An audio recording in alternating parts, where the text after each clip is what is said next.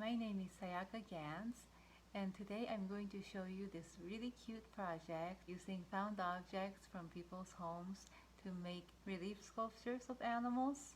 Behind me I have a few examples. This is probably the simplest project, using only one bowl of a spoon with the stem cut off to make a ladybug.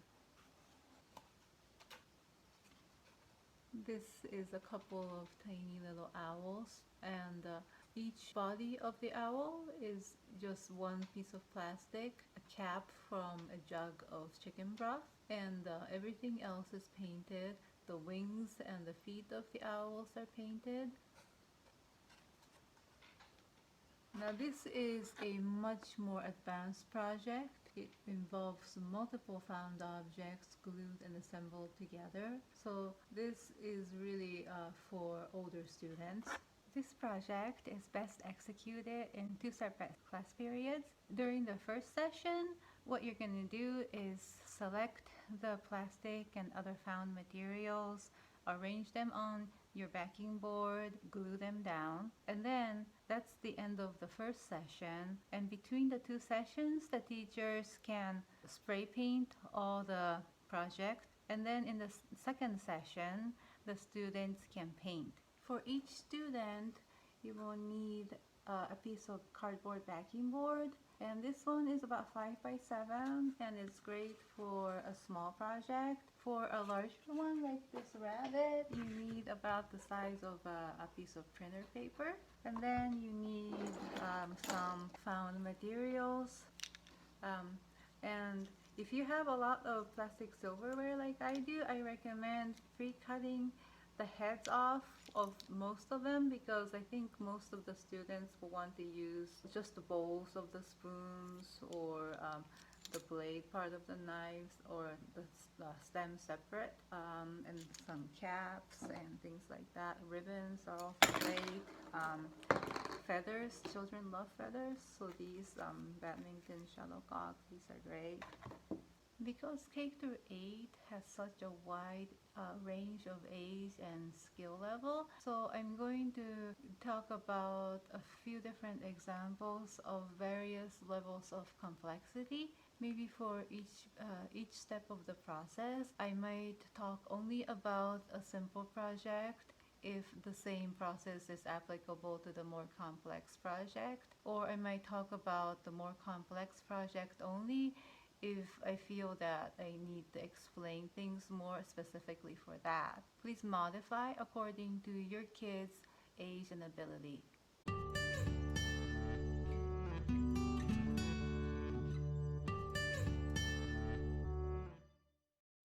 Now I start arranging the plastic objects. I use a couple of knife tips, just the blade parts. Now if I have something to cut, I will wait until I have everything arranged the way I want before I decide where to cut. But with the younger children, I really recommend you to just cut everything ahead of time. So cut most of the plastic eating utensils, if you have them, into just the top half and bottom half. And I think a lot of the children will either be using many of just the bowls of the spoon or the blades of the knife and not the stem, or the blade is going to be one thing and the stem is going to be another. So that really saves a lot of time, because then you don't have to be making cuts for the students during class time and having them wait for you, and you can just move ahead with the project. So if you have everything already cut, then all you have to do is arrange and move things carefully on the board the way you want.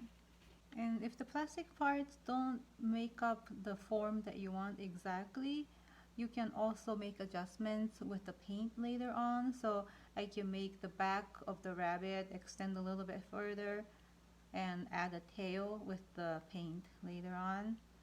I work really fast because I've done this many times, but I think what your students are going to experience is that they will start arranging the pieces together on the backing board, and then first they'll choose one piece for the head, but then after it's all put together, maybe they don't like the way this head is, maybe they want something a little bit bigger, so they may have to go back to selecting more materials and then come back with something else that works a little bit better. And then they'll choose one piece for the front leg and then decide maybe this is too square or too short, and then want to find something that's a little bit longer, and then they may actually change their mind and want the shorter piece after all. So you're going to need some extra time for arranging and deciding before things get glued together.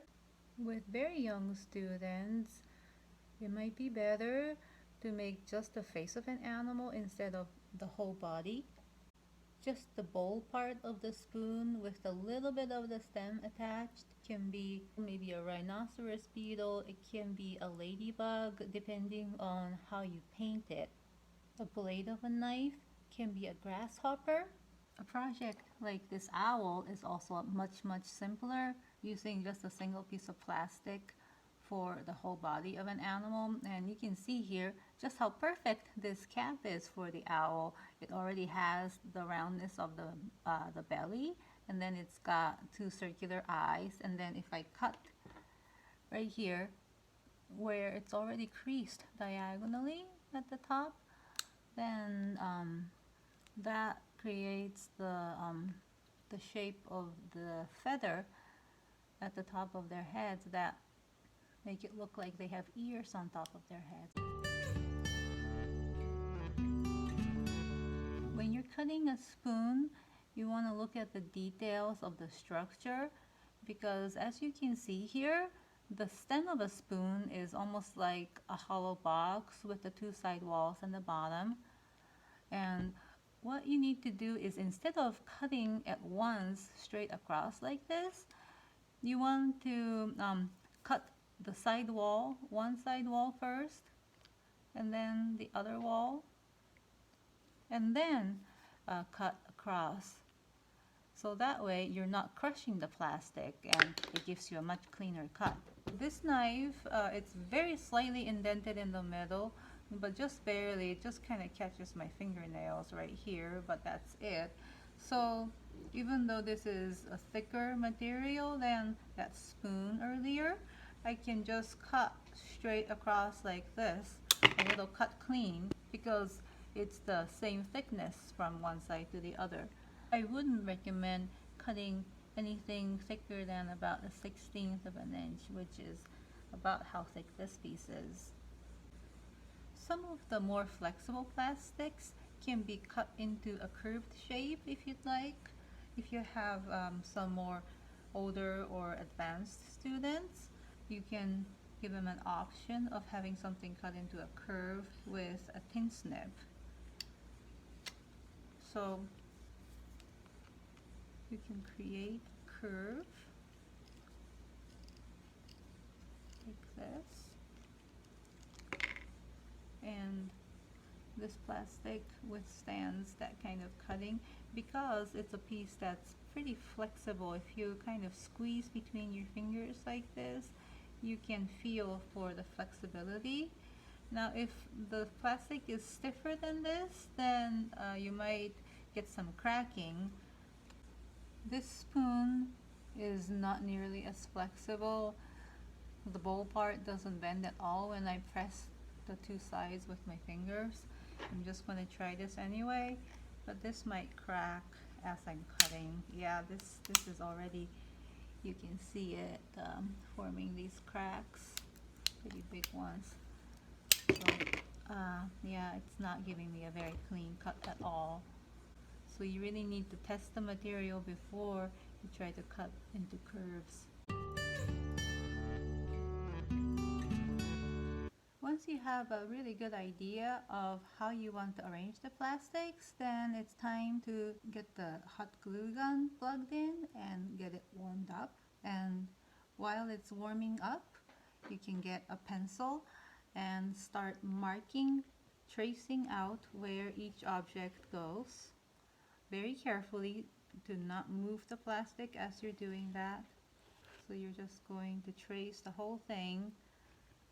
If a piece of material is not touching the cardboard, it's okay. You still want to mark just the approximate location, so that later on you have to remove all the materials from the cardboard before gluing, and you want to know where each item goes.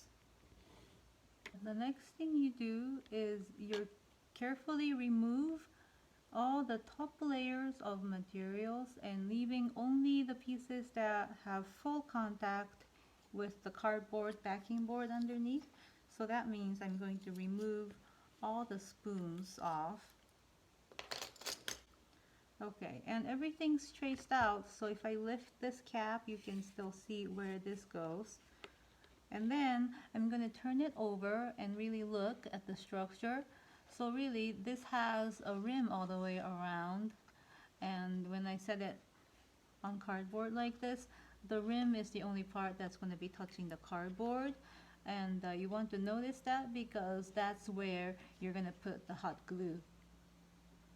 So it doesn't have to be all the way around, but I'm going to put maybe 3 lines along the rim in various spots.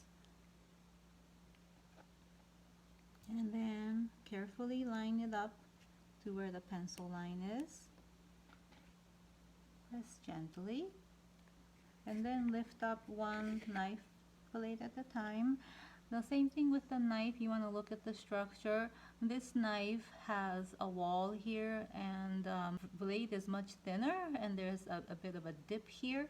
So where the glue wants to go is kind of on the spine here and the bottom. And then bring it back to where the pencil line is and set it down there.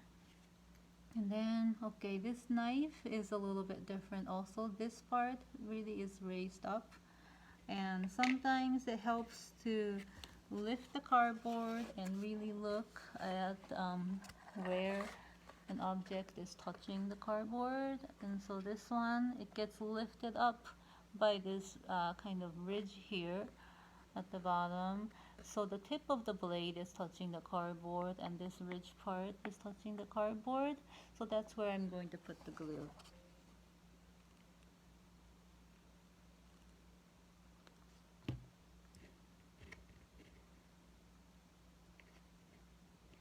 And before I move on to the next step, I'm going to make sure that the bottom layer is on there really well. Then I'm going to bring back the legs and the face. And I think I wanted the face to overlap these front legs like this. So that means I'm going to take the face off and then glue these front legs first and the back leg, and then glue the face last. Now I'm going to move these off for a second and show you just what this back leg looks like.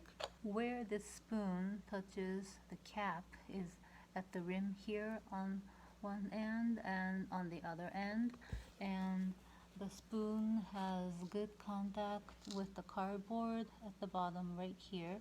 So these 3 spots are where I put the glue. You can use the pencil to mark on the piece of plastic also.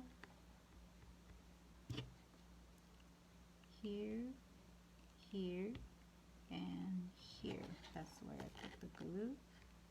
And then, okay, and now I do the same thing with these 2 ice cream sampler spoons. This is where they're both touching at the very tip of the stem and then along the rim.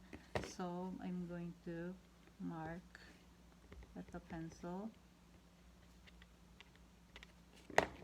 and dab here, dab here, dab here, and then here, here, and here. And then finally the head of the rabbit. We want it to go on like this. If you look at it from an angle, you can see it's touching the cap here. It's touching the knives here and here. So two at the either end of the spoon where it overlaps with the cap, like here and here, and then two on the knife.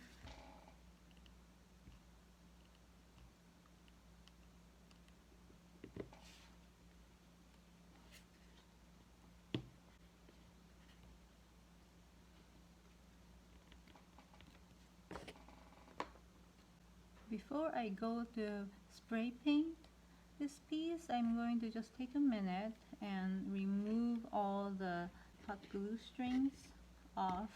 Sometimes when you're spraying, it exposes more of these. I know, like how spider webs become more visible when they're wet with rain. But you want to remove as much of these as possible beforehand.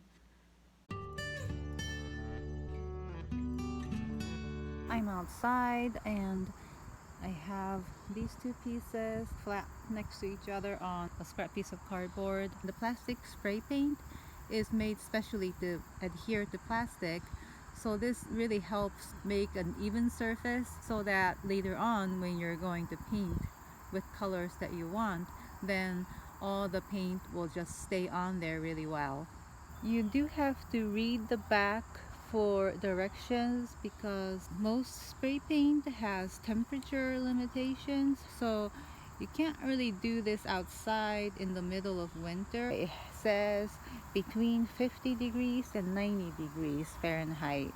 I'm really concerned mostly about the plastic pieces and the hot glue surfaces. I don't even have to coat everything to the outer edges of the backing board.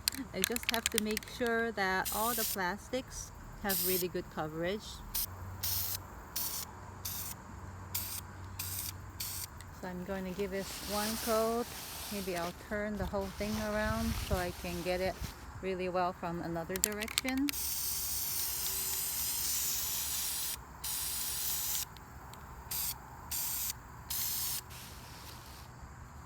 Rotate, go at it from another direction.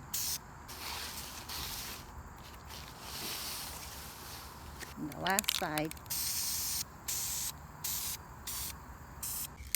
It could also save you a lot of time if you want to get the plastic spray paint in a couple of colors for the students to choose from for the background, and then that way you make sure you coat the whole piece of cardboard all the way to the edge, and that can just be your background. Then you don't have to spend class time with the students painting the background with the brush.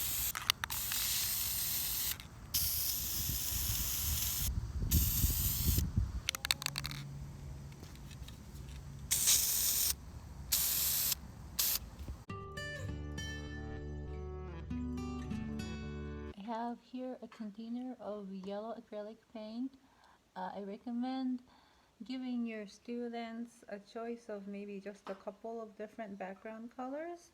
We'll keep it really simple and just paint the background one color and paint the animal one color, and then later on, if you have more time, then your students can paint the details with other colors. If you want to change the outline of the animal a little bit from the object that you glued on, then this is an opportunity to do that. So you can either make the outline just a little bit smaller than what the object is by painting over it with the background color, just the edge of it, or when you go to paint the animal, you can expand the animal's silhouette into the background a little bit. I'm painting over the stem of the spoon just a little bit to cover up some of this extra length, and then later on when I go to paint the color of this insect, I'm going to shape it a little bit better. Now I have the whole background painted, so I'm going to set this aside and let it dry for a few minutes, and we can speed up this drying time by putting a fan on it and setting up somewhere a drying location for your students. Now I'm going to paint the animal, and for this I'm going to use a much smaller brush. This is going to be a ladybug, so I'm just going to choose one color and paint the whole spoon in this color before I decide if I have the time to paint more details. So it might be the case that this is all the time you're gonna have during class and the finished product is a red ladybug. But if you have extra time, then your students can get more creative and add more details. This spot right here at the neck of the spoon is where I painted over earlier with the yellow paint to make the head a little bit smaller. So I'm just going to carefully paint just the area where I think the head of the ladybug should be, and I'm going to leave the rest yellow, so that's how I can shape it a little bit better. And these objects have volume, so that means you want to turn it around so that you can look at all sides and make sure that the side planes of these objects are also covered with paint. Now I'm going to use the tiniest brush to paint on the polka dots on the back of the ladybug.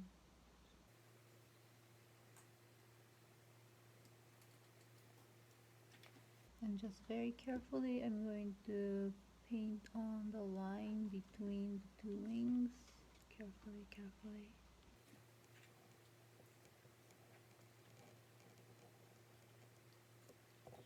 And then give it tiny eyes and antenna and the legs.